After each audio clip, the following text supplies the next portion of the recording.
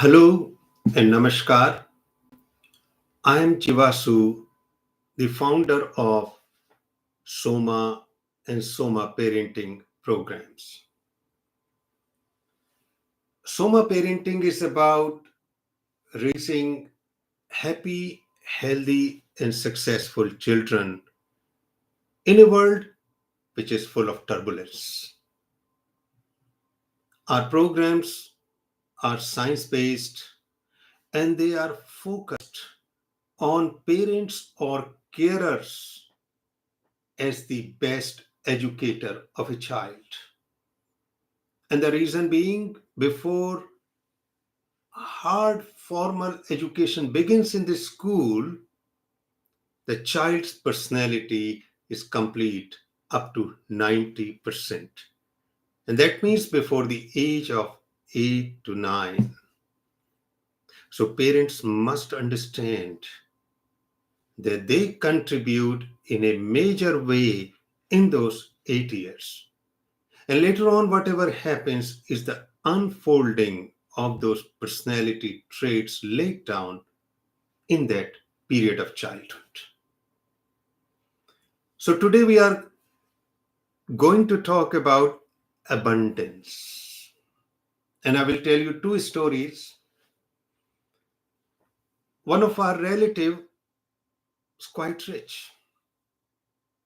She also belonged to quite well-off family. But whenever she goes to the market to buy things, groceries, vegetable, she will try to look for sale, which is a good idea to save money.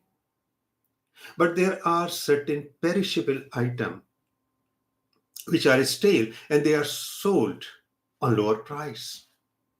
So what she was doing, buying all those vegetables, fruits, bread, and they were almost stale. She brought, cooked, but they didn't taste good. And her husband is constantly telling that they have millions. But there is some pattern in her brain, in her mind, which compels her not to buy fresh, good stuff. And sometimes this is a cause of conflict in the family. But it is very difficult to stop her. And the second case is of my friend, and he was getting a lot of gifts, including sweets and other things which cannot be stored for a long time. But what he did, whatever came to him, all these sweets, he put in a room and never allowed to be distributed to others. Family members ate a little bit, but he wanted to preserve them, to store them for a long time. And his wife constantly said that they are going to go bad, but he didn't listen. And ultimately, what used to happen, they were all dried up. All those sweets, or they became stale. Nobody could eat, so they have to be thrown. So, what happened in these two cases? Somehow their childhood was deficient. Of course, in some cases it was real poverty, but in other case the parents give an atmosphere of lack. Things were absent. The life was deficient. So everything has to be done in an austere, in such a careful way that it became too much. And actually, that is the childhood of these relatives and friends. And also, you will see many film stars in in India. Now they are millionaire or billionaire, but what they do, they market those products, particularly tobacco products, which are harmful for others. Of course, they will never allow those products to be consumed by their family or their children. But for others, they will advertise it. And you know the star power, the influence of these kind of people, and millions, they believe that they are getting the right marketing, so they must buy those products. Now, what is the reason again? Although they are millionaire, but there is somewhere deficiency in them, a lack of abundance in their lives. So they want to amass more and more, knowing that even they use enough money in their lifetime, still they will live for another 3 to 4 generations. So parents have to be very careful about their children, not to give them a sense of deficiency. Because once this deficiency is etched in their brain as a pattern, it will be very difficult to break. So despite prosperity, they will have sense of poverty. That despite everything is flourishing, they will be impoverished inside. So the next question comes, how to do that? So there are two sides to it. Number one, the biological abundance, and second one is emotional abundance. Because abundance is two types. One which is related to this body, and second related to emotions. And both have to be given to a child.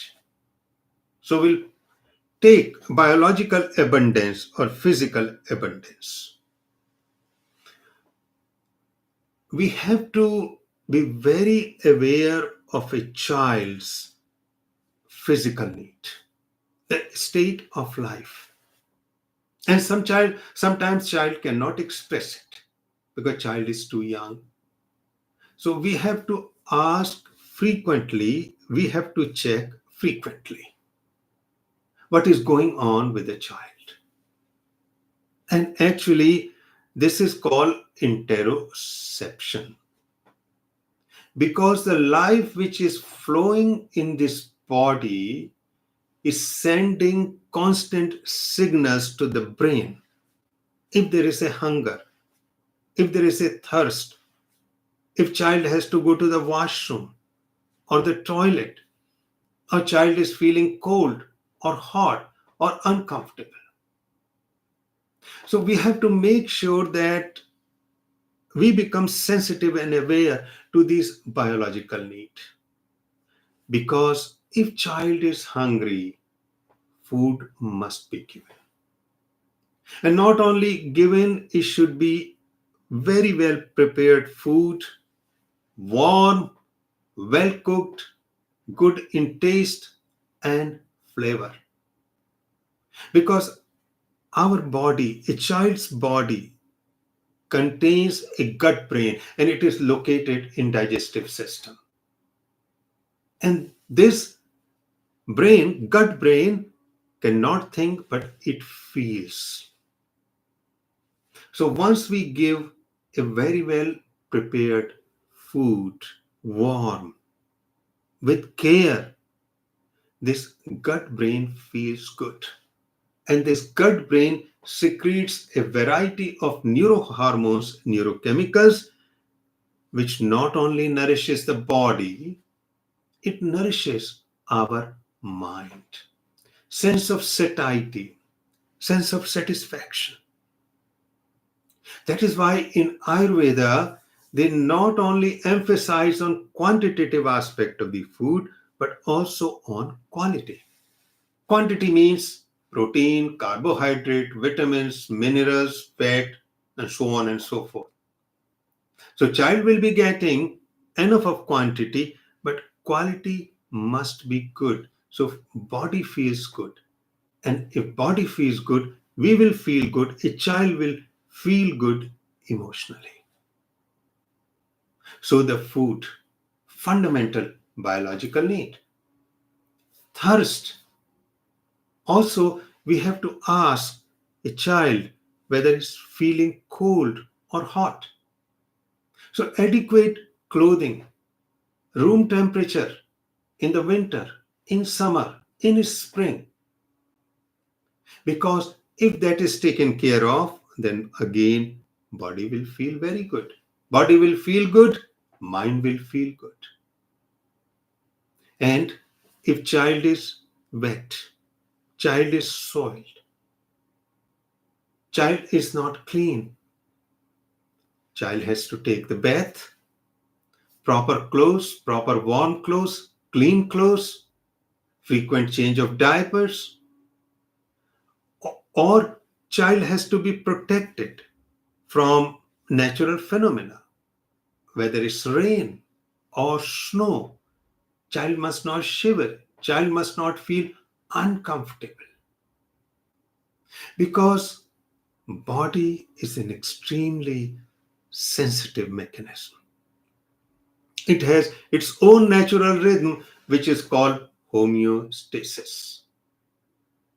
And if the homeostasis is not maintained, there is a dysregulation of emotions also. So, what will happen? All these not taking care of patterns will be ingrained in the body and brain. And despite of prosperity or abundance later on, still this child will feel that something is not right, something is deficient. So he or she needs more protection, more material, more things. And so many adults are actually in that mood. So they are always seeking and searching and amassing, possessing, accumulating, hoarding. And everything is cluttered. Everything is so full, unused. But still, the adult is not satisfied, not feels abundance. And in most cases, it goes to the childhood. So making sure that all biological needs in a child have to be met promptly. Now comes the second side, which is emotional. So children who are not touched, because our skin and our brain are derived from the same cells. So basically, if we touch the skin, we are touching the brain. And this skin sensation goes to a part of the brain which connects body with the mind. It gives good feeling because there is a release of wonderful neurochemicals, serotonin, dopamine, endorphin, anandamide, and a child feels good. Child feel enriched, filled from inside because this energy, very positive energy is released. Child is relaxed, not stressed out. So touching a child with love, affection, words, affirming it frequently because it awakens the limbic system, emotional area of the brain fully. If we don't do that, that child may develop anxiety, sadness, stress. And in that process, a small organ in the brain, amygdala, becomes hyperactive. So what happens? Despite all needs are met externally, plenty is there, but still a child or adult will feel something is not right, something is not full. I need more. And it comes from emotions.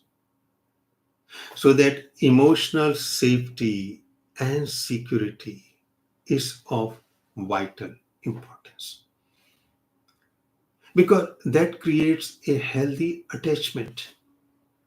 Healthy attachment means that we are connected with others with a sense of love and compassion, but our emotional well being is not dependent on it.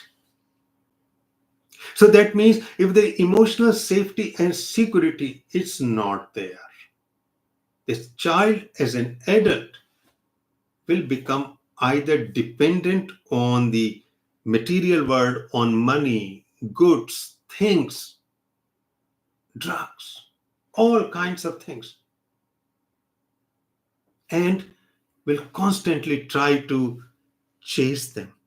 Or this child will become emotionally dependent on people. And it's very clear that when we become dependent, excessively attached to anyone, we will be exploited. Healthy attachment bring independence, freedom, creativity, and excessive attachment dependence bring victimhood. Our lives are manipulated, exploited. Because everybody is seeking in this world power over things, power over others. But once we received that love, when we feel sense of abundance in our feelings and emotions, as I mentioned, yes, we develop healthy attachment, which is a sign of mental health, but we don't depend on others for our emotional and mental well-being. So these are the two, the biological safety and security and emotional safety and security. For an emotionally intelligent life, a life of total abundance. Because when we feel enriched and abundance inside us, we explore, we are on a quest, we are into inquiry, we become innovative, we become creative in a healthy way because this creativity is not compensatory. Something in us is full, rich, so we want to go further and further. And that is a recipe for success. And what it needs a little attention. It is not a heavy work. We just make it part of the routine. So a child comes from the school, a child is with us. We ask few questions. Are you hungry? Are you thirsty? Are you cold? Are you hot? Should we change your clothes? That I love you. You don't worry. We hug, we touch, we massage, we take the child to the nature. We make sure food is well cooked, it is warm, it is given with love and affection. Once we do develop those habits, they become the part of daily life. And we won't realize that these simple things, including our daily life, will make a big difference. Then we are going to have a happier, healthier, and more successful child who's curious, who wants to explore the world. So, to know about it further, please visit our website and you can watch YouTube videos. Please bring your questions because we do these YouTube seminars on Mondays and Fridays, 10 a.m. Eastern Standard Time. We'll welcome your response and we look forward for your questions. Thank you very much. Goodbye and namaste.